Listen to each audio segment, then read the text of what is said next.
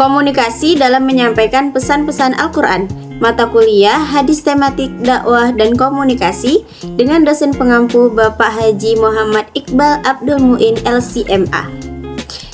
Sebelumnya, izinkanlah saya untuk memperkenalkan diri terlebih dahulu. Perkenalkan, nama saya Rani Afriani dari jurusan Komunikasi dan Penyiaran Islam, Fakultas Dakwah dan Komunikasi, Universitas Islam Negeri Sumatera Utara. Sebelum lanjut ke videonya, ayo sama-sama kita lihat urutan pembahasannya terlebih dahulu untuk mengetahui slide-slide berikutnya ya teman-teman. Yang pertama itu ada pentingnya pesan Al-Quran. Yang kedua, hadis yang terkait. Kemudian yang ketiga, teknik menyampaikan pesan Al-Quran. Yang keempat, contoh penerapannya. Dan yang kelima adalah kesimpulan. Langsung saja kita masuk ke slide pembahasannya, pentingnya pesan Al-Quran. Jadi teman-teman, Al-Quran adalah kitab suci umat Islam yang dianggap sebagai petunjuk bagi umat manusia. Pesan-pesan dalam Al-Quran mencakup berbagai aspek kehidupan, mulai dari akidah, ibadah, muamalah, hingga akhlak. Menyampaikan pesan-pesan Al-Quran secara efektif sangat penting karena yang pertama, memberikan petunjuk hidup. Jadi, Al-Quran itu memberikan panduan yang komprehensif tentang bagaimana menjalani kehidupan yang baik dan bermakna. Kemudian yang kedua, memperkuat iman. Nah, memahami dan mengamalkan pesan-pesan Al-Quran yang dapat memperkuat keimanan dan ketakwaan seseorang. Dan yang terakhir itu, membangun masyarakat Islami. Pesan-pesan Al-Quran yang disampaikan dengan baik dapat membangun masyarakat yang berdasarkan nilai-nilai Islami. Kemudian slide berikutnya adalah hadis yang terkait. Hadisnya itu adalah balighu anni walau ayah. Artinya itu, sampaikanlah dariku meskipun satu ayat. Hadis riwayat Bukhari. Nah, hadis ini membahas tentang hal ini agar setiap orang yang mendengar suatu perkara dari Nabi Shallallahu Alaihi Wasallam bersegera untuk menyampaikannya, meskipun hanya sedikit. Tujuannya agar nukilan dari Nabi Shallallahu Alaihi Wasallam ini dapat segera tersambung dan tersampaikan seluruhnya. Kemudian yang pembahasan berikutnya adalah teknik menyampaikan pesan. Yang pertama itu memahami konteks ayat.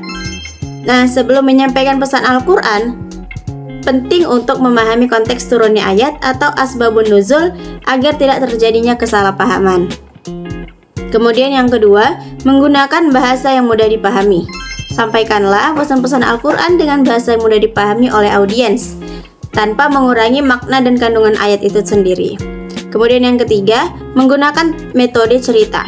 Nah, Al-Quran sendiri menggunakan banyak kisah untuk menyampaikan pesan.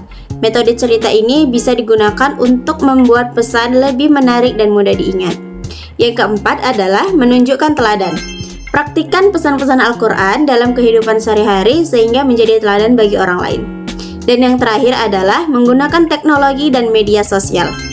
Di era digital ini, teknologi dan media sosial bisa menjadi alat yang efektif untuk menyebarkan pesan-pesan Al-Quran.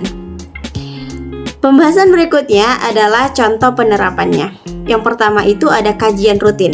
Nah, jadi kita bisa mengadakan kajian rutin di masjid atau komunitas untuk membahas tafsir Al-Quran yang mendalam. Kemudian yang kedua, konten edukasi di media sosial.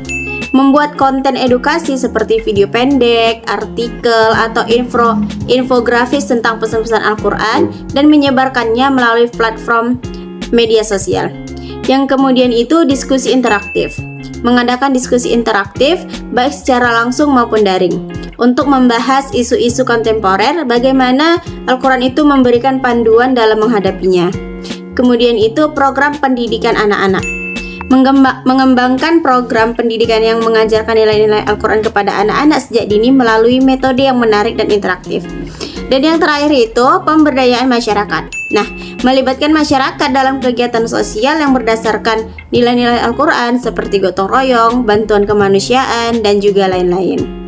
Jadi kesimpulannya adalah dengan cara-cara ini pesan-pesan Al-Quran itu dapat disampaikan secara efektif dan memberikan dampak positif bagi individu dan juga masyarakat. Setelah kita membahas beberapa poin dari pembahasan tadi, mari kita berdiskusi tanya dan jawab. Jadi ada 5 soal yang saya akan tanyakan. Dan kita sama-sama menjawabnya ya teman-teman. Soal yang pertama itu adalah dalam menyampaikan pesan-pesan Al-Quran, penting untuk memperhatikan sikap pendakwah. Jadi, sikap yang paling tepat adalah, apakah jawabannya A, arogan dan keras, atau B, lembut dan penuh kasih sayang, C, pasif dan diam, D, tegas dan memaksa. Nah, soal yang kedua adalah komunikasi yang efektif dalam dakwah itu harus A, menggunakan bahasa yang sulit dipahami, B, mengabaikan latar belakang budaya pendengar, C, menghormati dan memahami audiens, D, hanya berfokus pada ayat-ayat ancaman. Soal yang ketiga adalah dalam Al-Quran, Allah berfirman bahwa menyampaikan dakwah harus dilakukan dengan cara A, kekerasan dan paksaan, B, hikmah dan pelajaran yang baik, C, mengabaikan reaksi audiens, D, kritik dan celaan. Soal keempat, peran bahasa tubuh dalam komunikasi dakwah adalah A, tidak penting untuk dan tidak berpengaruh, B, sangat penting untuk mendukung pesan verbal, C, hanya penting dalam situasi formal, atau D, harus dihindari.